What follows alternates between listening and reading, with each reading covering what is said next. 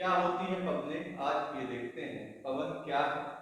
तो अपने को ध्यान रखना है, जब भी आप पवन पढ़ें तो हमेशा याद रखना है सूर्य के प्रकाश से शुरू करना है। जैसे मान लो आप लोग कि सूर्य का प्रकाश जब धरातल पर पड़ता है तो धरातल में होती क्या है, गर्मी बढ़ती है। और जैसे ही धरातल में गर्मी बढ़ती है तो निम्न दाब का क्षेत्र बनता है। अब जब निम्न दाब का क्षेत्र बनेगा तो ध्यान रखिएगा कि जो हवाएं होती हैं वो हाई प्रेशर से लो प्रेशर की ओर चलती हैं। किधर चलती हैं? हाई प्रेशर से लो प्रेशर की ओर चलती हैं। तो ये जो हवाएं होती हैं ये हाई प्रेशर से लो प्रेशर की ओर जाती हैं। अब यानी हमने क्या कहा, उच्च दाब से निम्न दाब की ओर जा रही है। उसके बाद आपको ध्यान रखना है कि क्वेश्चन आपसे पूछेगा पवनें जो होती हैं वो कितने प्रकार की होती हैं। तो ध्यान रखना पवनें जो होती हैं मुख्यतः 3 प्रकार से होती हैं, जिसमें प्रचलित या प्राथमिक पवनें, दूसरा होता है मौसमी या द्वितीयक पवनें और तीसरा होता है स्थानीय पवनें। अब हम बात करें कि प्रचलित पवनें क्या होती हैं। जब भी हम बात करें प्रचलित पवनों की या प्राथमिक पवनों की तो साल भर जो प्रचलित पवनें होती हैं वो साल भर एक निश्चित दिशा में चलती रहती है। जैसे अगर हम प्रचलित पवनों की बात करें तो ये मुख्यतः 3 भाग में डिवाइड होती हैं, जिनको हम कहते हैं व्यापारिक पवनें, पछुआ पवनें और ध्रुवीय पवनें। अब ट्रेड विंड की जब भी हम बात करेंगे तो ट्रेड विंड जो होता है अक्सर तो हम बात करेंगे तो 13.5 डिग्री 13.5 डिग्री, लेकिन अगर नहीं करना है तो आप 30 डिग्री नॉर्थ से लेकर के 30 डिग्री साउथ के बीच में भी ये पवनें चलती है। ठीक है, जिनको हम उष्णकटिबंधीय या ट्रॉपिकल जोन भी कहते हैं। अब इस क्षेत्र में जो हवाएं चलेंगी उसको हम क्या कहेंगे, ट्रेड विंड कहेंगे। ठीक है, मतलब हमने क्या कहा, मान लीजिए आपका अर्थ है तो ये आपका 0 डिग्री है, तो 0 डिग्री में अगर हम बात करें 23.5 डिग्री नॉर्थ से 23.5 डिग्री साउथ तक, यहाँ पे कौन सी हवाएं चलेंगी, ट्रेड विंड यानी व्यापारिक पवनें। अब ट्रेड विंड चलने का मतलब क्या होगा, कहीं ना कहीं यहाँ पर इसको हम सदाबहार पवनें भी कह सकते हैं। मतलब यहाँ पर बारिश जो है निरंतर होती रहती है। जब बारिश निरंतर होती रहती है मतलब कहीं ना कहीं यहाँ पे पेड़ पौधे भी होंगे, औषधियां भी होंगी। ठीक है ना, ये याद रखना है। अर्थात इसको किस नाम से दिया गया है, ट्रेड विंड। अब कभी कभी एक क्वेश्चन पूछा जाता है, जैसे एमपीएससी में प्रीलिम में क्वेश्चन पूछा गया कि मानसून किस भाषा का शब्द है। तो आपको पता है कि मानसून भारत में सबसे पहले आता है कहां पर, कालीकट के पास या केरल के पास आता है। तो आता किधर से है, अरब सागर से आता है। तो जब अरब सागर से आएगा मतलब अरब सागर साइड से आएगा तो मानसून अरबी शब्द हो जाएगा। वहीं पे अगर ट्रेड विंड की बात करें तो ट्रेड जो शब्द होता है ये जर्मन भाषा का एक शब्द है।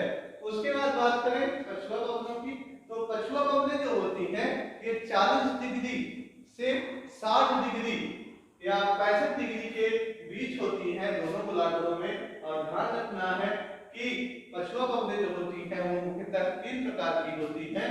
कौन कौन सी, ये नाम जो दिए हैं नाविकों के द्वारा दिए गए हैं, गरजता चालीसा, प्रचंड पचासा और चीकता साठा। तो गरजता चालीसा मतलब 40 डिग्री के पास गरजता चालीसा, 50 के पास प्रचंड पचासा और चीकता साठा। ठीक है, जिसको हम रोलिंग 40s कहते हैं, फ्यूरस 50s कहते हैं। तो यहाँ पे हम अगर बात करें गरजता चालीसा, प्रचंड पचासा और चीकता साठा, एक प्रश्न एमपीएससी में पूछा गया कि भारत में जो पछुआ पवनें चलती हैं तो ये किस गोलार्ध से, तो वहां पर ध्यान रखना पछुआ पवनें जो थी वो दक्षिणी गोलार्ध से आती हुई चीज होती है। ठीक है, उसके बाद तीसरा होती है ध्रुवीय पवनें। ध्रुवीय पवनों की बात करें जिसको हम पोलर विंड्स भी कहते हैं या ध्रुवा पवनें भी कहते हैं। ये आपके सामने ये पवनों का एक चित्र दिखाया गया है, इसके माध्यम से हम बाद में देखते हैं। उसके बाद हम बात करें अगर जब भी तो मौसमी या द्वितीयक पवनें किसे कहते हैं, तो मौसमी पवनें जो होती हैं तो इसमें अगर हम देखें तो मुख्यतः 3 भाग में डिवाइड करें।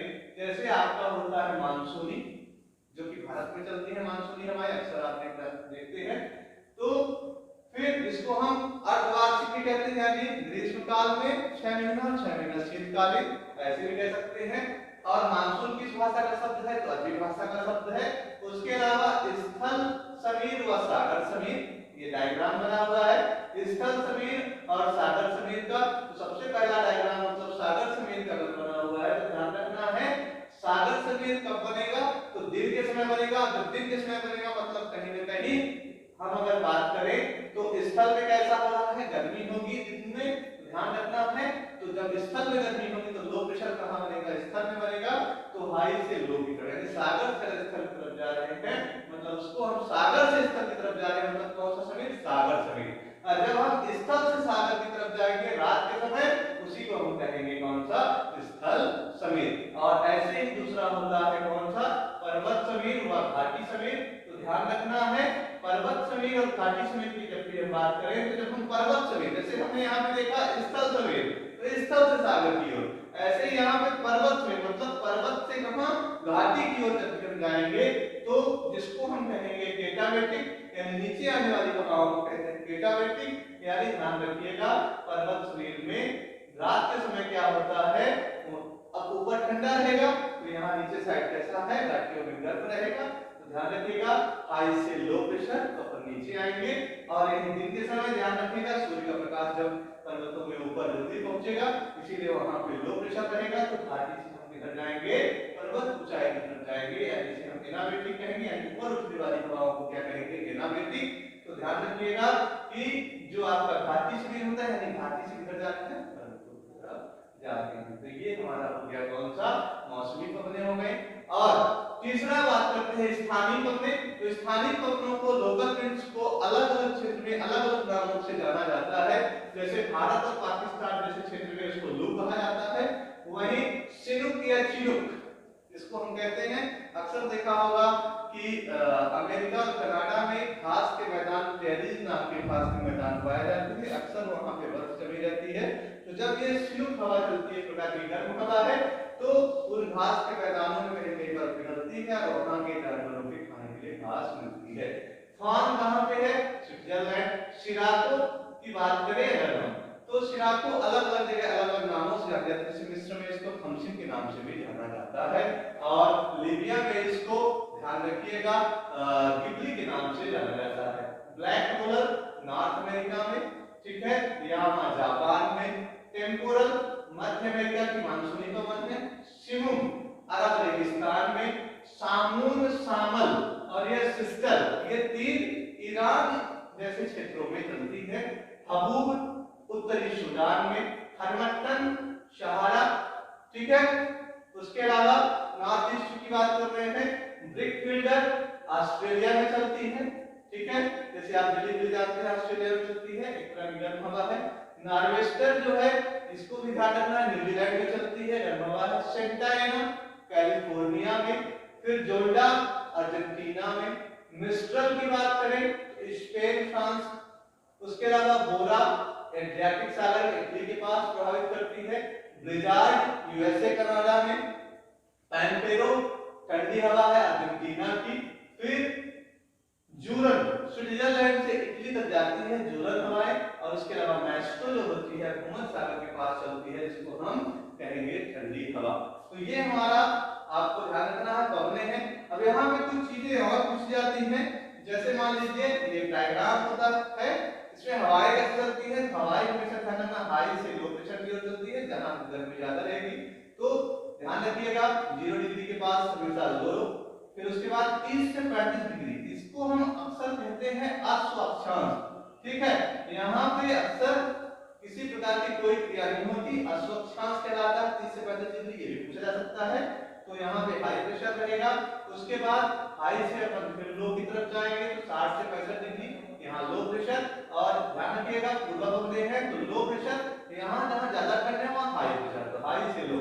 तो ये हमारा हवाओं का स्ट्रक्चर, इसी को आपको याद रखना है, ठीक है। तो ये थी हमारी हवाएं। साथ ही साथ हवाओं के साथ अगर कभी आपसे क्वेश्चन पूछ दिया जाए कि